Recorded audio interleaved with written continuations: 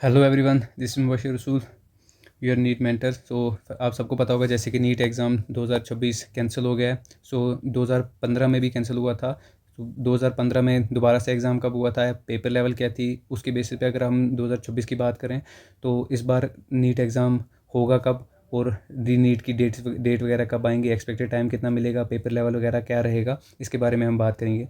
सबसे पहले अगर हम देखेंगे तो जो अभी प्रेस रिलीज़ की थी एनटीए ने क्लियरली मतलब बोल दिया कि गवर्नमेंट के साथ बात करने के बाद उन्होंने एग्ज़ाम को कैंसिल कर दिया। National Testing Agency with the approval of Government of India has decided to cancel the NEET UG 2026 exam conducted on 3 May. जो भी है रिकंडक्ट कराएंगे, एग्जामिनेशन डेट्स जो है अलग से नोटिफाई की जाएंगी।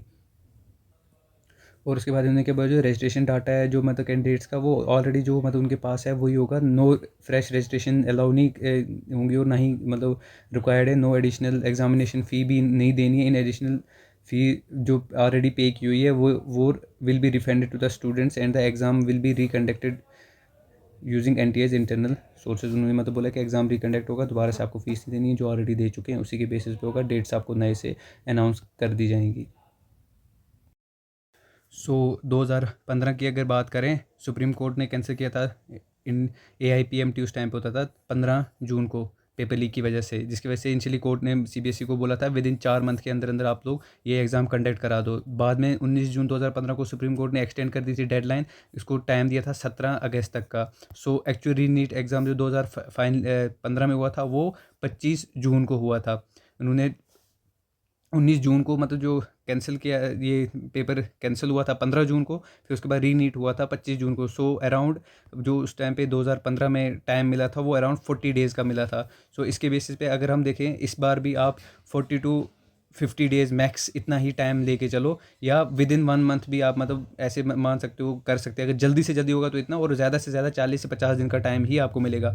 अब पेपर लेवल की बात करें, 2015 में क्या हुआ था, सब्जेक्ट वाइज कंपेयर जो स्टूडेंट के ओपिनियंस थे, फिजिक्स जो थी वो टफ आई थी, लेंथी थी, कैलकुलेशन बेस्ड थी, ट्रिकी कंसेप्ट थी। केमिस्ट्री जो स्लाइटली ईजी आई थी, और NCERT जो था वो स्लाइटली टफ आई थी, मोर कंसेप्चुअल और ये था कंफ्यूजिंग था। सो इस बार भी वैसे तो मतलब जो नीट 2026 का जो नॉर्मल पेपर आया था वो इजी ही माना गया था मतलब लास्ट ईयर के कंपेयर में। सो अब जो री नीट होगा आप उसके लिए मतलब दिमाग में बिठा के रखो कि वो जो है वो टफ आएगा इस बार मतलब जो आपका ऑलरेडी हो चुका है वो आप उससे ज़्यादा मुश्किल आएगा। कोई अभी 40 से 50 दिन मिलेंगे बस। अभी मुझे पता है बहुत ज़्यादा ये स्ट्रेस वाला टाइम है, हर किसी को यही उम्मीद थी कि मेरी सिलेक्शन हो जाएगी। जिनके अच्छे नंबर थे, जिनके अच्छे नंबर नहीं थे, वो दोबारा से प्रिपरेशन का सोच रहे थे।